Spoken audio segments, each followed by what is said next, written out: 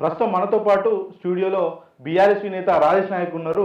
మాట్లాడించే ప్రయత్నం చేద్దాం. చెప్పాలన్నా, రేవంత్ రెడ్డి దావోస్ వచ్చిండు, ఇది 1,78,000 కోట్ల పెట్టుబడులు తెచ్చిర్రు, దాన్ని కేటీఆర్ డైజెస్ట్ చేసుకుంటలేడని కాంగ్రెస్ నాయకులు కూడా ఈనో ప్యాకెట్ పంపిస్తున్నారు. దాన్ని మీరు ఎట్లా స్పందిస్తారు? ఒకటి, దావోస్ వెళ్ళిన మాట వాస్తవము. ఇప్పుడు ఈ యొక్క కాంగ్రెస్ నాయకులకు సిగ్గున్నదా, శరం ఉన్నదా, లజ్జున్నదా, ఏమైనా మానం మర్యాద ఏమైనా ఉన్నదా? వీళ్ళకు 1,79,000 కోట్లు తీసుకొచ్చామని చెప్పేసి గప్పాలు కొడుతున్నారు. వీళ్ళ నోర్లను ఫస్ట్ దేంతో శుద్ధి చేయాలని అంటే, నేను మీ యొక్క స్టూడియోకి హార్పిక్ అండ్ ఈ బాత్రూమ్ కడిగే బ్రష్, హార్పిక్ నోట్లేసి బాత్రూమ్ కడిగే బ్రష్ తోటి వీళ్ళ నోర్లను శుద్ధి చేస్తే రేపటి నుంచి వెళ్ళి మంచిగా మాట్లాడతారని చెప్పేసి నేను అనుకుంటా ఉన్నాను. పొద్దున్న లేస్తే అబద్ధాలతోటే వీళ్ళ యొక్క దుకాణం స్టార్ట్ అవుతుంది. బాత్రూమ్ పోయినా అబద్ధమే, తిండి తిన్నా అబద్ధమే, ఏది తిన్నా అబద్ధమే. వీళ్ళు బ్రదరు 1,79,000 కోట్లు కాదు అసలు. వీళ్ళు తీసుకుంటే వీళ్ళ యొక్క ఆడికి కొండంత రాగం తీసి పిచ్చగుట్ల పాట పాడినట్టు ఇక్కడి నుంచి వెళ్ళి పక్క దేశం పోయి ఏదో తీసుకొచ్చినామని గప్పాలు కొడుతారు. వీళ్ళు మొత్తం తీసుకొచ్చింది ఏం లేదు. ఈ రేవంత్ రెడ్డి మాట్లాడింది ఈస్ట్ ఇండియా కంపెనీ అని, ఎవరిని మెగా ఇంజనీరింగ్ వాళ్ళతో ఒప్పందం చేసుకున్నాడు. అరే భయ్, జూబ్లీ హిల్స్ లో ఆయన రోడ్డు కవతల మెగా ఇంజనీర్ కృష్ణారెడ్డి ఉంటాడు, రోడ్డు కివతల ఈయన ఉంటాడు. ఇక్కడ ఒప్పందం పెట్టుకోక పక్క పిచ్చగుట్ల రాగా మన ఏమంటారు కొండంత రాగం తీసి పిచ్చగుట్ల పాట పాడినట్టు పక్క దేశం పోయి తీసుకుపోయి అగ్రిమెంట్ చేసుకున్నాడా. అండ్ మీకు చూస్తే ఫినిక్స్ కంపెనీ, ఇది మన ఇండియాకి సంబంధించింది. HCL మన ఇండియాకి కంపెనీ, యూనిలివర్ మన ఇండియాకి సంబంధించింది, విప్రో మన దగ్గరదే. అండ్ ఇది సోషల్ హెల్త్, ఇలా వీళ్ళు తీసుకున్న డాటా మొత్తము వీళ్ళు కంపెనీలతో అగ్రిమెంట్ చేసుకున్న అన్ని ఇండియాకి సంబంధించిన కంపెనీలే. అదేదో ఈయనకు సంబంధించిన ఇంట్లో జూబ్లీ హిల్స్ ఇంట్లో చేసుకోవచ్చు కదా. అదే దానికి పేద తమాషా చేసుకుంటా పక్క దేశం పోయి మేమేదో తీసుకొచ్చినామని చెప్పేసి మాట్లాడు, ఇది కరెక్ట్ కాదు. ఇది చాలా దుర్మార్గము. ఇది తెలంగాణ రాష్ట్రాన్ని మొత్తం వీళ్ళు అబాస్ పాలు చేయడం తప్ప ఏది లేదు. నేను గౌరవ ముఖ్యమంత్రి గారికి, అదేవిధంగా కాంగ్రెస్ పార్టీకి సంబంధించిన నాయకులకు నేను ఒకటే సలహా ఇస్తున్నా. మీకు నేను BRSV మా యొక్క విద్యార్థి భోగం నుంచి వెళ్ళి మీకు హార్పిక్ డబ్బా అండ్ ఈ బాత్రూమ్ గడికే బ్రష్ మీకు పంపిస్తా ఉన్నాను. మీరు శుద్ధిగా నోరు శుద్ధి చేసుకొని ప్రశాంతంగా కడిగి రేపటి నుంచి వెళ్ళి నిజాలు మాట్లాడతారని చెప్పేసి ఆశిస్తా ఉన్నాము. అంతే తప్ప వీళ్ళు పొద్దున్న లేస్తే ప్రగల్భాలు కొట్టుడు, వాళ్ళని వీళ్ళని తిట్టుడు తప్ప ఏది లేదన్న. ఉత్తరే వాళ్ళు ఏమంటారు అని అంటే కేటీఆర్ గారు తీసుకురాలేదని అంటారు. కేటీఆర్ గారు బిఫోర్ 2014 ఐటీ ఎగుమతులు ఎంత అన్నా అంటే 57,000 కోట్లు మాత్రమే. బిఫోర్ 2014 తెలంగాణ రాష్ట్రం ఫార్మేషన్ కాకముందు, బిఫోర్ 2014 తెలంగాణ రాష్ట్రం ఫార్మేషన్ కాకముందు 57,256 కోట్లు మొత్తం ఐటీ ఎగుమతులు వచ్చింది మన దగ్గరికి వచ్చింది గింతే. ఆఫ్టర్ 2014 నుంచి వెళ్ళి మొన్న గవర్నమెంట్ దిగిపోయే వరకు మన తెలంగాణ రాష్ట్రానికి వచ్చింది దాదాపుగా 3 లక్షల కోట్లు. 3 లక్షల కోట్లు కేటీఆర్ గారు తీసుకొచ్చిళ్ళు. అదే విధంగా ఐటీ ఉద్యోగాలు వీళ్ళకు చెప్తున్నా మీకు.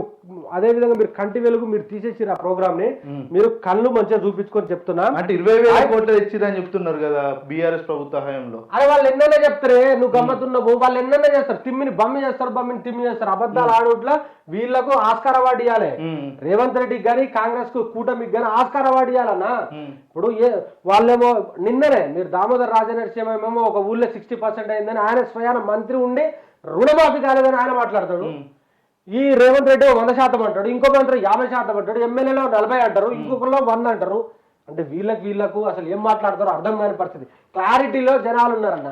క్లారిటీలో వీళ్ళు మొన్న ఏం పెట్టిరు ప్రోగ్రాము, ఊళ్ళకి సంబంధించిన గ్రామ సభలు పెట్టిళ్ళు. గ్రామ సభలలో ఊళ్ళల్లో జనాలు ఏం చేశారు తెలుసా? వీళ్ళను తువాలలో చెప్పులు పెట్టి కొట్టిరు వీళ్ళను. అరే దున్నపోతులారా, మీరు ఇచ్చిన హామీలని చేంజ్ తీసుకుంటారు. 100 సార్లు తీసుకుంటారు అప్లికేషన్లు, 100 సార్లు తీసుకుంటారా? అంటే సభలన్నీ సజావుగానే నడుస్తున్నాయి కానీ బీఆర్ఎస్ నేతలే కావాలనుకుని ఏదైతే ఎవరైతే వచ్చేటి వాళ్ళు ఉన్నారో వాళ్ళు రెచ్చగొడుతున్నారు అని చెప్తున్నారు. లేదు, సీతక్కనే అన్నది. నేను సీతక్క అన్నారా? ఒకటే నిమిషము. సీతక్క గారి సంబంధించిన విలేజ్ వాళ్ళ కాన్సెన్సీకి సంబంధించిన వీడియో మీకు చూపిస్తా. ఇది లైవ్ లో పెట్టండి అన్న. మీరు ఇది చూపెట్టండి, జూమ్ చేసుకోండి. ఒకటే నిమిషము. ఇగో చూడండి, వాళ్ళ అబ్బాయి ఓ యువకుడు, ఆయన మొత్తం వాళ్ళకి సంబంధించిన ఆ పత్రాలు మొత్తము చింపి పడేస్తున్నాడు. ఇది ఎక్కడో కాదు వెంకటాపూర్ మండలంలో స్వయాన ములుగు జిల్లా ములుగు కాన్స్టెన్సీ వెంకటాపూర్ మండలంలో ఇది జరుగుతుంది. మరి సీతక్క గారు కూడా దీంతో గడుపుకోవాలని చెప్పేసి మేము ఆశిస్తా ఉన్నాము. ఆర్పీకు అండ్ ఈ యొక్క బాత్రూమ్ గడిగే ఈ బ్రష్ అంతే, ఏది లేదన్న. ఇంకో మీకు గమ్మత్తైన జోక్ చెప్తా మీకు. మొన్న రేవంత్ రెడ్డి కూడా ఢిల్లీకి వెళ్ళి 6 గ్యారెంటీ అమలు చేస్తున్నామని కూడా చెప్పిన సందర్భం ఉంది. లేదు ఇప్పుడు రేవంత్ రెడ్డి గారు అండ్ ఆయనకు సంబంధించిన ఒక ఊరికి వెళ్తారు వీళ్ళు. ఇక్కడ ఒక ఊరికి వెళ్ళి అసలు ఏం జరుగుతుంది రాష్ట్రంలో మనం కనుక్కోవాలని చెప్పేసి ఒక ఊరికి టూర్ పోతారు. టూరుకు పోతే ఈయనతో పాటు సంబంధిత అధికారులు సంబంధిత మంత్రులు అంత వస్తారు ఒకటి వచ్చి ఆడ కూర్చుంటారు. ఊళ్ళే కూర్చుంటే అందరు ఊరు ఇప్పుడు ముఖ్యమంత్రి వచ్చింది కదా అందరు వస్తారని చెప్పేసి ఊర్లో ఉన్నటువంటి 1000-1500 మంది వచ్చారు. అందరు ఆ కచేరీ కాడ గుమ్మగుడ్డారు. గుమ్మగుడితే రేవంత్ రెడ్డి గారు మైకు తీసుకొని మీ యొక్క సమస్యలు ఏందో చెప్పారు, నేను ఇప్పుడే తీర్చేస్తా అంటాడు. ఒక ఆ ఊరు సంపర్క లేచి, సార్ మాకు ఏం లేదు సార్, మా ఊరికి ఒక బడి కావాలి, మా ఊరికి ఒక హాస్పిటల్ కావాలి, మా ఊరికి ఒక గుడి కావాలి సార్, మాకు 4 సమస్యలు ఉన్నాయి సార్ అని చెప్తాడు. 4 ఏంద్రా నాయన అని అంటే, ఫస్ట్ మాకు ఆరోగ్యం, మాకు హాస్పిటల్ కావాలి సార్ అంటే ఇమ్మీడియట్ గా ఫోన్ తీస్తాడు. ఫోన్ తీసి సంబంధిత ఆరోగ్య శాఖ మంత్రి దామోదర్ రాజేంద్ర ఫోన్ చేసి, రాజన్న మీరు ఇమ్మీడియట్ గా ఇక్కడ హాస్పిటల్ అరేంజ్ చేసేయాలి ఇమ్మీడియట్ గా అంటే, ఓకే వీళ్ళు సపోర్ట్లు కొడతారు ఇక ఊరోళ్ళు. రైట్. సెకండ్, మీ రెండవ హామీ ఏంది, మీకు ఏం కావాలని అంటే బడి కావాలంటాడు. బడికి సంబంధించిన మంత్రి నేనే ఇప్పుడే రాసేస్తానని చెప్పేసి వానికి ఎడ్యుకేషన్ సెక్రటరీకి ఫోన్ చేస్తాడు. ఫోన్ చేసి ఇది ఇమ్మీడియట్ గా శాంక్షన్ కావాలి, నేను ఇక్కడే ఉన్నా, ఈ ఊరికి బడి మీరు శాంక్షన్ చేసి చాలు చెప్పి వాళ్ళు సపోర్ట్లు కొడతారు. మూడోది ఏంద్ర నాయన అని అంటే, గుడి కావాలి సార్ మాకు అని అంటే ఇమ్మీడియట్ గా గుడికి సంబంధించిన మంత్రి ఎవరు కొండా సురేఖ గారికి ఫోన్ చేసి అక్క నేను ఇమ్మీడియట్ గా హామీ ఇచ్చేస్తే మీరు కంప్లీట్ చేయాలని చెప్పేసి అంటాడు. 4వ హామీ ఏందని అడిగితే ఒక యువకుడు లేచి, సార్ 4వ హామీ ఏం లేదు సార్, మా దగ్గర సెల్ నెట్వర్క్ లేదు సార్, ఇక్కడ మా దగ్గర టవర్లు లేవు సార్ అంటే, అర్రే నేను ఇంతసేపు మాట్లాడినంత ఉత్తదేనా 60 నేను వాళ్ళ పిల్లలకు ఫోన్ చేసినా నేను అంత ఉత్తదేనా ఇదా అని చెప్పేసి షాక్ అవుతా. అంటే వీళ్ళు పొద్దున లేస్తే అబద్ధాలు, అంటే సెల్ టవర్ లేకుంటేనే అక్కడ ఫోన్ చేసినట్టు యాక్ట్ చేస్తాడు. ఇప్పుడు వాళ్ళకేమో తెలియదా, ఇప్పుడు మా ఊళ్ళో సెల్ టవర్ లేదు, ఈయన ఫోన్ చేసి ఇక్కడ ఫోన్ చేస్తే కలుస్తుంది, అది కలవదు. కాబట్టి జనాలు కూడా చాలా క్లారిటీతో ఉన్నారు. వీళ్ళు ఏం చేస్తారో వీళ్ళకి అర్థం కాని పరిస్థితిలో వీళ్ళు అగమ్య గోచరమైన పాలన నడుస్తా ఉన్నది. అగమ్య గోచరంగా ఉన్నది. అసలు క్లారిటీ లేదన్న, అసలే క్లారిటీ లేదు. ఎట్లున్నది ఏడాది పాలన ఏమి అని చెప్తారు? ఏడాది పాలన ఎట్లా నడుస్తుంది? మరి కాంగ్రెస్ ప్రభుత్వం 6 గ్యారెంటీలు అనేది 420 హామీలు అన్నది ఏడాది మొత్తం కూడా అయిపోయింది. ఇప్పటి ఏడాది పాలనలో తెలంగాణ రాష్ట్రం నాడు చక్కెర బుక్కిన చేతిలో ఇవాళ తౌడు బుక్తురన్న. అసలు పెనం నుంచి పొయ్యిలబడ్డ పరిస్థితి కనబడతా ఉన్నది. ఇక్కడ నా వీళ్ళు ఏం చేసారు అని అంటే, ఎక్కేదాకా ఓడమల్లన, ఎక్కిన తర్వాత బోడమల్లన అన్న పరిస్థితికి వచ్చింది. మేము ఆ నోటికి వచ్చిన హామీలు 6 గ్యారెంటీలు అని చెప్పేసి ఓ మేనిఫెస్టో రిలీజ్ చేసి 420 హామీలు రిలీజ్ చేసి ఏ ఒక్కటి కూడా ఏ ఒక్క వర్గము ఈ యొక్క కాంగ్రెస్ ప్రభుత్వంలో అస్సలు సంతోషంగా లేరు. రైతులు లేరు, కార్మికులు లేరు, ఉద్యోగులు లేరు, విద్యార్థులు లేరు, నిరుద్యోగులు లేరు.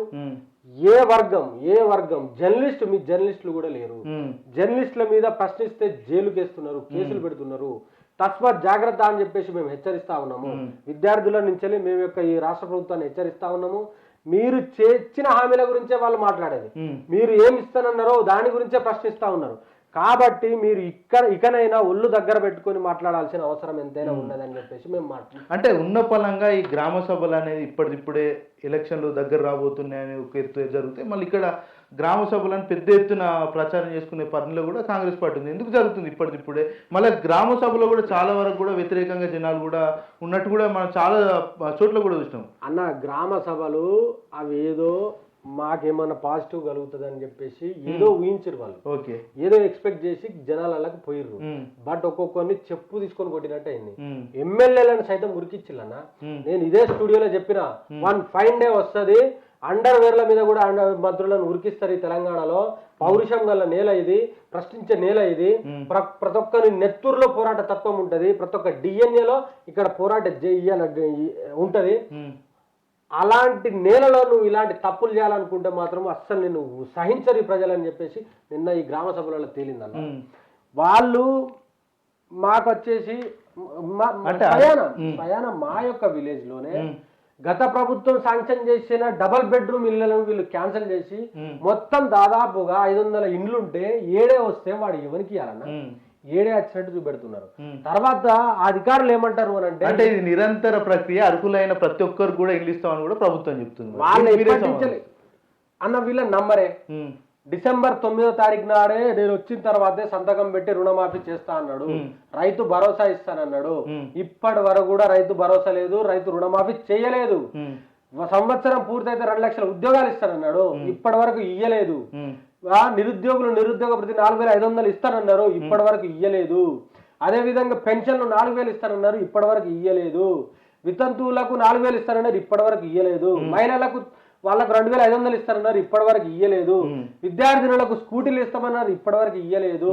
అదే విధంగా ఫ్రీ వైఫై ఇస్తానన్నారు, ఇప్పటి వరకు ఇయ్యలేదు. ఎస్సీ ఎస్టీ పిల్లలు 10వ తరగతి పాస్ అయితే 10,000 అన్నారు, ఇంటర్ పాస్ అయితే 20,000 అన్నారు, డిగ్రీ పాస్ అయితే 50,000 అన్నారు, పీజీ పాస్ అయితే 1,00,000 అన్నారు, పిహెచ్డి పాస్ అయితే 5 లక్షలు ఇస్తామని అన్నారు. ఇప్పటి వరకు ఎక్కడ కూడా దాఖలాలు లేవు. ఎక్కడేసిన గొంగడ అక్కడే ఉన్నది. వీళ్ళతోటి కాదు అంటే కొద్దిగా డబ్బు లేక చాలా వరకు ఆలస్యం జరుగుతుంది. దీని పట్ల కూడా ప్రజలు కూడా సానుకూలంగా ఉన్నారు. కావాలని వీళ్ళకు కనీసం సోయి ఉండాలి కదా. ఇప్పుడు హామీలు ఇచ్చే ముందు నా దగ్గర ఎంత డబ్బులు ఉన్నాయి, నేను ఏం చేయదలుచుకుంటున్నా, రేపటి రోజు నేను ప్రభుత్వానికి ఏం చేయగలుగుకుంటున్నా, ఇచ్చే ప్రభుత్వం వచ్చిన తర్వాత నేను ఎలాంటి హామీలు, కనీసం సోయి ఉండాలి కదా, తెలవాలి కదా. వీళ్ళకు ఎట్టబడితే అట్లా హామీలు ఇస్తే జనాలను అడ్డగోలుగా కొందామని చెప్పేసి కొంటే ఇవాళ ఊకుంటారా జనాలు?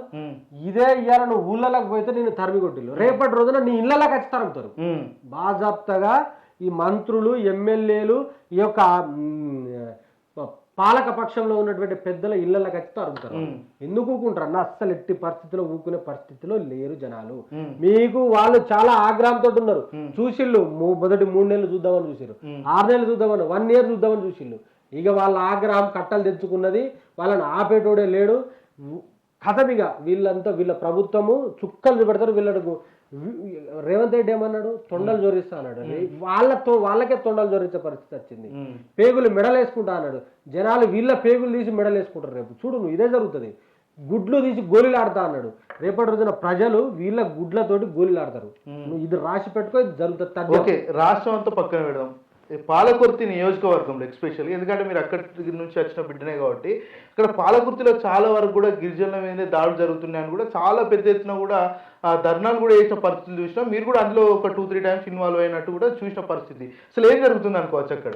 ఇప్పుడు పాలకుర్తిలో ఏమైందనంటే, పాలకుర్తిలో మా దయాకర్ రావు ఒక దయగల నాయకుడు, పిలిస్తే పలికే నాయకుడు. దయాకర్ రావు గారిని పాపం ఓడగొట్టి ఇవాళ మేము మోసపోయినాము, గోసపడుతున్నాం. పాలకుర్తి ప్రాంత ప్రజలు అమాయకులు. అదే విధంగా పాలకుర్తి ప్రాంతం పోరాటాల గడ్డ. చాకలి ఐలమ్మ, దొడ్డి కొమరయ్య, షేక్ బందగి, ఠాను నాయక్, దర్గా నాయక్ అలాంటి వాళ్ళు పుట్టిన నేల అది. వాళ్ళ చరిత్ర చాలా గొప్పది. ఒక్కొక్క రజాకారులను, పెట్టుబడిదారులను, నాటి యొక్క పెత్తందారులను, ఆంధ్ర పాలకులను తరిమికొట్టిన నేల అది.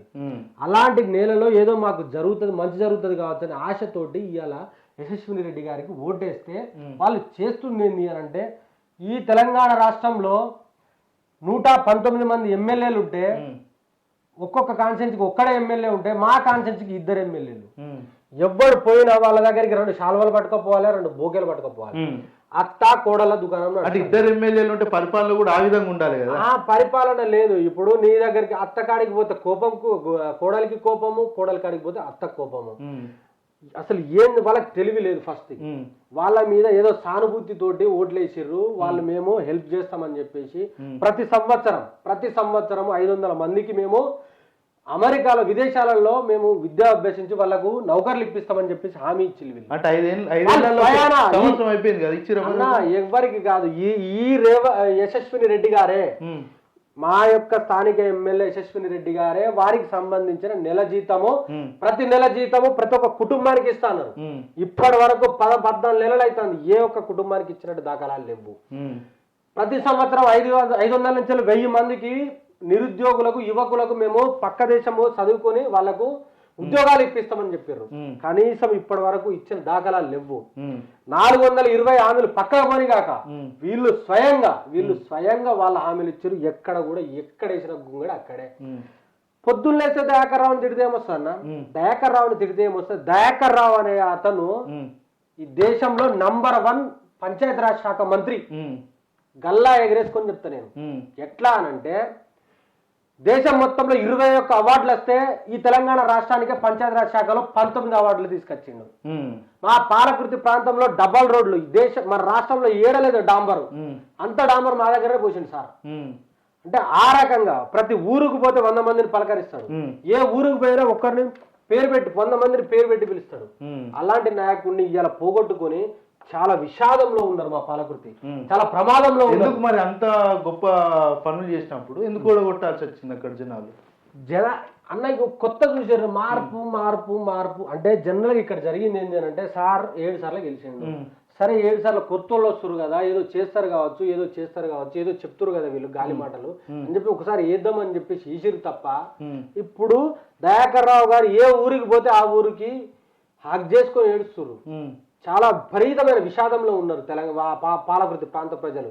మేము ఇదే వైఆర్ టీవీ నుంచి సాక్షిగా చెప్తున్నాం, అడిగినందుకు మా యొక్క గిరిజనుల మీద మేము ఓటేస్తే గెలిచి ఇవాళ అసెంబ్లీలో మాట్లాడుతున్నారు వీళ్ళు. మేము ఓటేస్తే ఇవాళ అసెంబ్లీ గడ్డ మీద ఉన్నారు వీళ్ళు. మేము గిరిజనులుగా మేము ఓటేస్తే ఇవాళ నువ్వు అసెంబ్లీకి పోతే ఇలా చేస్తుంది ఏంది? మా యొక్క ప్రాంత ప్రజల యొక్క గిరిజనుల మీద దాడి చేస్తావా నువ్వు? అడిగితే ప్రశ్నిస్తే నువ్వు కొట్టిస్తావా? స్వయాన కాంగ్రెస్ పార్టీ నాయకులు హింసిస్తే పోలీస్ స్టేషన్ సాక్షిగా ఒక గిరిజన యువకుడు కాల్చుకొని చచ్చిపోయాడు. దాని మీద కనీసం స్పందించలే ఈ యశస్విని రెడ్డి గారు. అదే విధంగా మొన్నటికి మొన్న ఆ సిగ్నేచర్ టీవీలో పనిచేసే ఉపేందర్ గురించి వాని కూడా జైలుకి పంపారు. మొన్నటికి మొన్న ఆర్జీ టీవీకి సంబంధించిన ఒక రాజ్ కుమార్ అతనికి గిరిజనుడికి జైలుకి పంపారు. ఏం పాపం చేసిళ్ళు?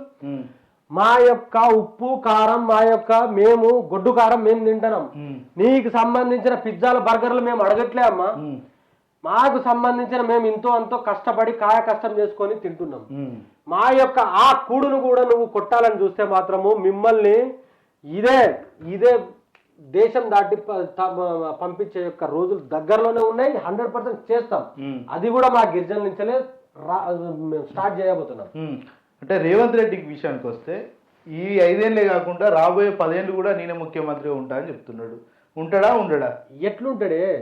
ఇప్పటికే ఆయనకు నమ్మకం లేదు. వాళ్ళకి సంబంధించిన ఎమ్మెల్యేలే ఆయనకు అగనెస్ట్ గా మాట్లాడుతున్నారు. స్వయాన దానం నాగేందర్ గారు ఏం మాట్లాడుతున్నారో మీరే చూస్తున్నారు. మన మైపాల్ రెడ్డి ఆయన పటాన్చెరి ఎమ్మెల్యే ఆయన ఏం మాట్లాడుతున్నారు? కేసీఆర్ గారు బొమ్మ పెట్టుకున్న బాధ్యత నాకు ఇష్టం పెట్టుకున్నా, రేవంత్ రెడ్డి నాకు ఇష్టం లేదు కాబట్టి పెట్టుకోలేదు అని అంటుండు. అని అంటే ఈయన పరిపాలన, ఈయన మీద ఉన్న గౌరవం, ఈయన మీద రెస్పెక్ట్ ఎట్లాంటిదో అర్థమవుతాను. వాళ్ళే ఆయన యాక్సెప్ట్ చేస్తారు. జనాలు ఎట్లా యాక్సెప్ట్ చేస్తారు? రేపటి రోజున తెలంగాణ రాష్ట్రానికి చాలా తొందరలోనే కొత్త ముఖ్యమంత్రి రాబోతున్నారు. మీరు కూడా చూడండి. వాళ్ళే కాంగ్రెస్ సంబంధించిన పెద్దలే నిర్ణయిస్తారు, వస్తారు. అది ఓకే. మొత్తాన్ని చూశారు కదా, ఏదైతే తెలంగాణకు సంబంధించి ఏడాది పాలనలో కాంగ్రెస్ పార్టీ చేస్తున్నటువంటి అరాచకాలు కావచ్చు, ఇంకో విధంగా చూసుకుంటే వాస్తవంగా రేవంత్ రెడ్డి సంబంధించి మరి ఆయన ఇంకా 10 ఏళ్ళు ముఖ్యమంత్రి ఉంటా అంటున్నాడు. మరి ఏడాదిలోనే చాలా వరకు కూడా వ్యతిరేకత వచ్చిన పరిస్థితులు అయితే మనం చూస్తాం. మొత్తానికైతే కాంగ్రెస్ పార్టీ నాయకులు చేస్తున్నటువంటి ఏదైతే పసలేని ఆరోపణల మీద ఈరోజు రాజేష్ నాయక్ అయితే ఇటు హార్పిక్ మరియు బ్రష్ తోటి వచ్చి వాళ్ళ నోర్లు అడిగే విధంగా మేము గుణపాఠం చెప్తామన్న ఇదని చెప్పడం జరుగుతుంది.